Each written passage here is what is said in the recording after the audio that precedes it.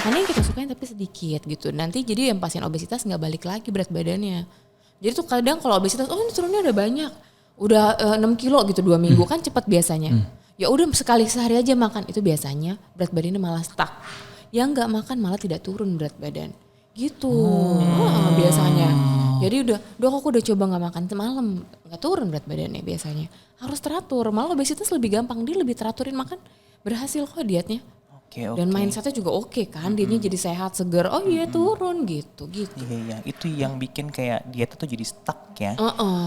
Karena udah nurunin aja sendiri gitu kalorinya, padahal udah kita hitungin, baku tuh hitungin gitu kayak gitu sebenarnya. Nice, berarti bisa start dari ya itu hal-hal yang kayak ngurangin goreng-gorengan gitu betul, kan. kebiasaan makan yang seperti itu. Daripada nyari gorengan, mendingan kalian tuh berpikir bisnis gorengan.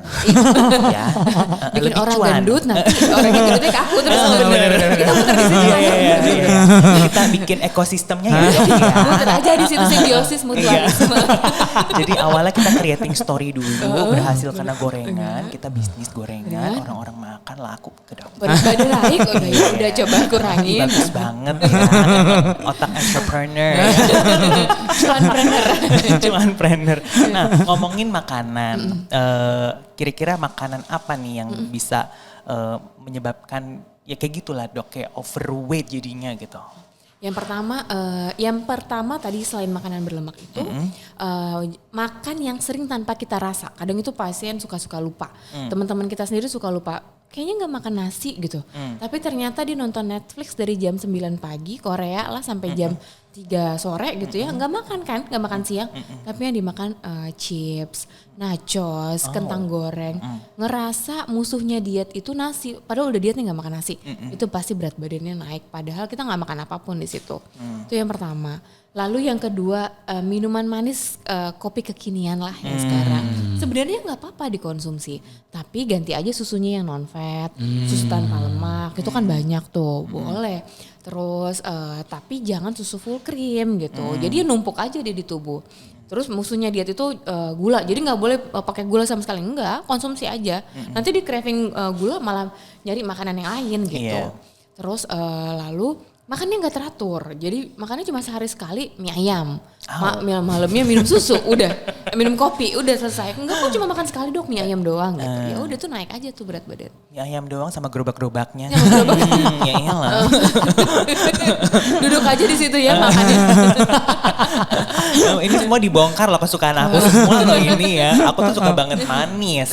Aku suka banget manis. Terus juga aku suka banget mie ayam. Sama. Ya kan. Ini 2 minggu aku bener-bener kayak strict banget komitmen untuk kayak no bakmi dulu deh gitu kan. Nanti boleh kok kalau udah achieve kan, kita nggak akan seminggu. Nggak setiap hari makan kan, seminggu sekali, 2 minggu sekali nggak naik berat badannya. Kemarin kan aku juga sempet DM dokter kan, dok bakmi ayam boleh nggak sih gitu kan. Boleh 2 sendok aja gitu. Mending jadi pesen kan? Enggak. Langsung drop say. Boleh 2 sendok tapi langsung habis.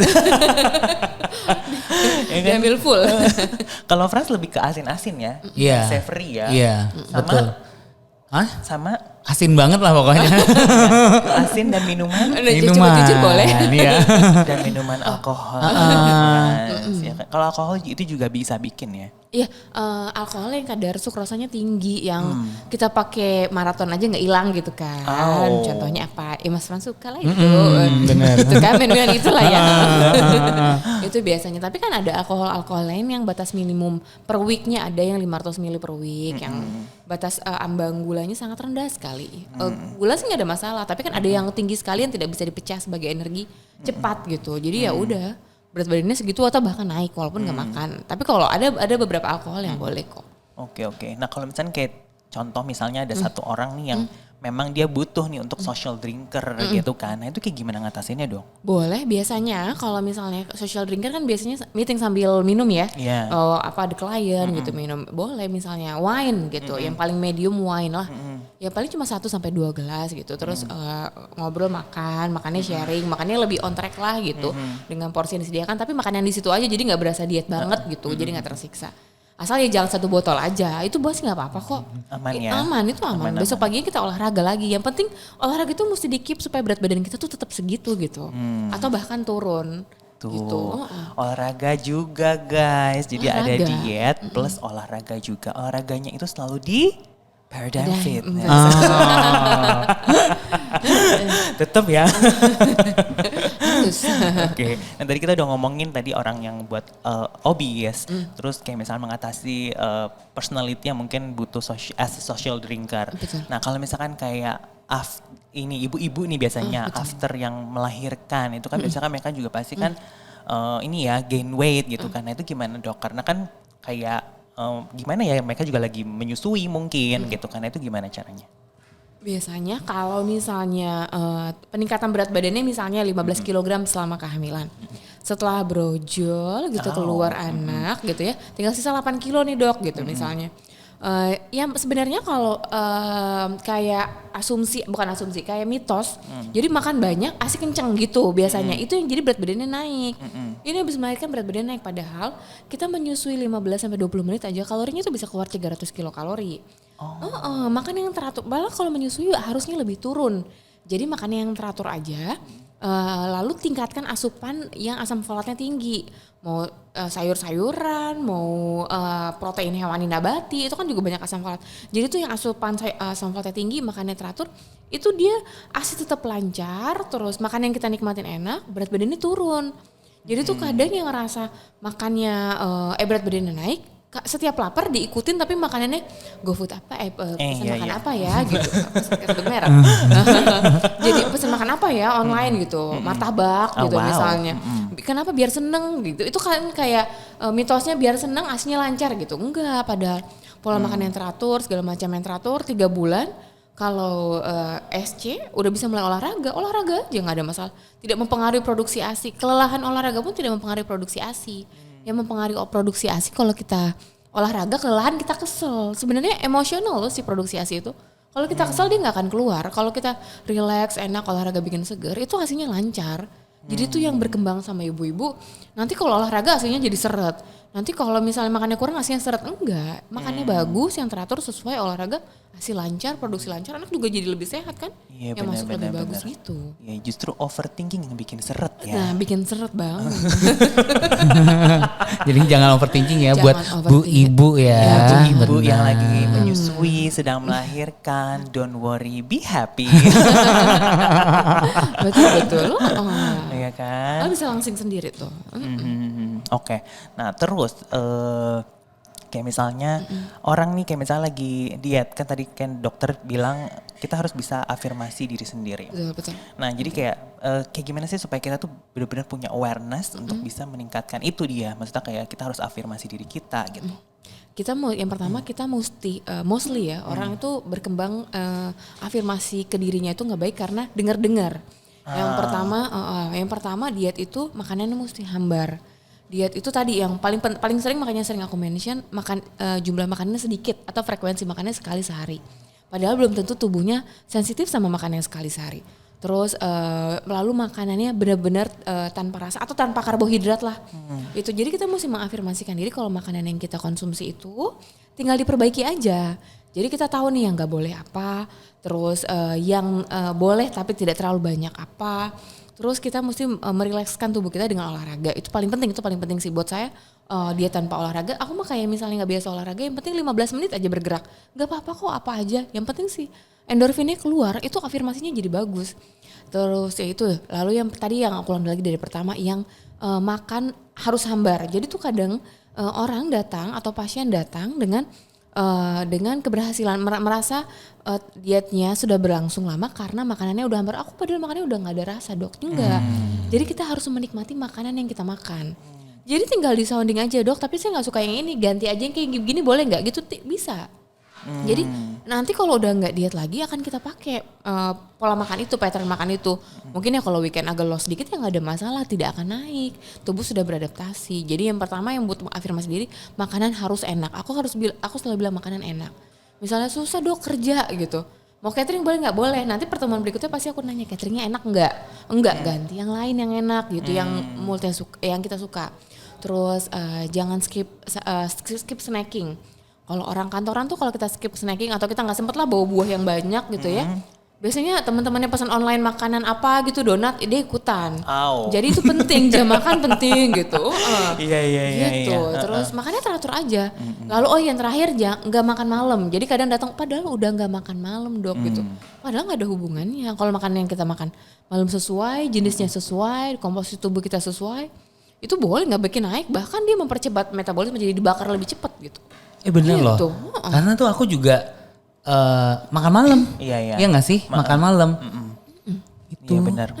Kalau menunya Frans ada makan malamnya ya. Ada makan malam. Kalau aku makan malamnya harus berupa yang fruits gitu. Iya. Enak dok. Dan percaya atau enggak setelah ngikutin apa kata saran dokter dari pagi, siang, sore, Nggak pernah dan kelaparan malam, sih. iya. Kita nggak merasa craving. Terus juga pas bangun tidur juga berasa lebih seger. Betul. Dan percaya atau enggak, kita bisa bangun lebih pagi. Pagi. Nah itu enak banget tuh. Enak banget asli. Berarti Kaleng-kaleng. makanan yang teratur itu ngerilisin hormon melatonin ya tanpa ada suplementasi kan. Jadi melatonin itu keluar banyak kan, kita deep sleep bangun seger aja kan, itu enak banget. Tidur yang enak tuh kan harganya mahal. Ya benar. Bener. Biar bisa mimpi indah. Mimpi indah bukan mimpi basah.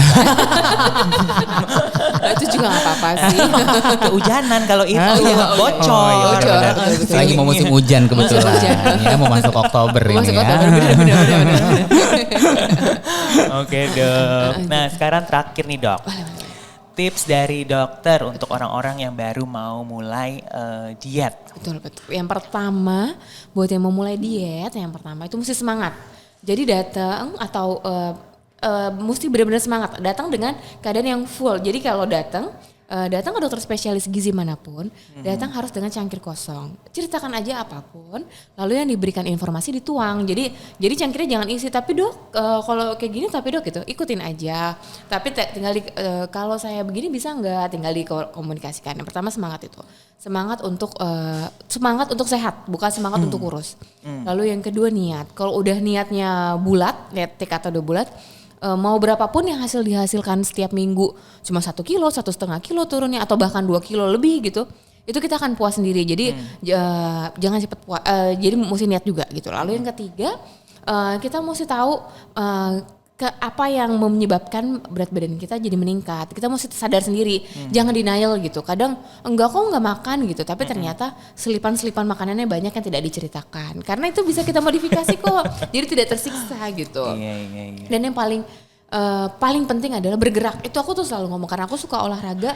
Aku menyarankan pasien bergerak, nggak bisa banget dok kecuali cedera ya, lututnya udah sakit duluan karena berat badannya belum terlalu meningkat ya. Aku serahkan sama dokter penanggung jawab yang lebih kompeten, dokter ortopedi atau rehabilitasi medik gitu. Jadi terserah sama mereka olahraganya.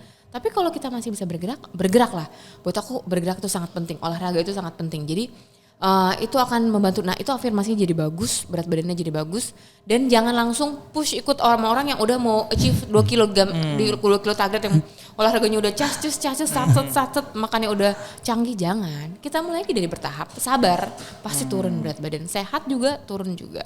Tidur enak juga kan? Iya benar. Gitu. Nice. Semangat ya semua teman-teman Paradigm People yang baru aja mau mulai diet tuh, itu tipsnya udah dikasih semua sama Dokter Cut. Ya kan, dan jangan lupa afirmasi diri juga. Appreciate setiap progress. Betul. Ya kan? Betul. Gak overthinking. Gak overthinking. Ya kan? Nah tadi udah dikasih tahu juga kiat-kiat afirmasi diri itu gimana juga. Jadi secara mental juga kuat ya. Betul. Dan terus kalau misalnya kayak dari aku, mungkin start afirmasi diri mulai dari buang kaca Anda, buang selfie Anda, dan buang teman-teman Anda yang julid. Tapi jangan buang baju Anda yang kekecilan. Bener, itu jadi tolak ukur. Bener. Kepake lagi dok, itu aku seneng banget. Yes. Jeans kalau cewek jeans, kalau cowok kan kemeja. Iya benar. Kemejanya agak offside apa enggak, udah muat dok, itu seneng aku dengarnya. Oke, ini kita pakai lagi. Iya, ini kita pakai lagi. Seneng banget tanpa ada lemak-lemak yang menjendul-jendul dari sana. Jendul gimana? Jendul. Hanya otot saya yang jendol. Bikin iri ya. Bikin iri ya. Bikin pengen dibuka ya. Oke deh Dokter Cut, thank you so much. Thank you so much Dokter Cut. Yes, thank Thank you. Nah, buat Paradigm People, thank you for watching and listening. Kalau misalnya ada feedback, ada saran, very welcome to DM us. Yes. Follow our social media dari banyak platform, ada di Instagram, ada di Facebook, ada di LinkedIn, YouTube, dan TikTok. Dan kita ketemu lagi in the next episode of Paradigm Lifestyle Podcast powered by Paradigm Fitness Indonesia. It's your future.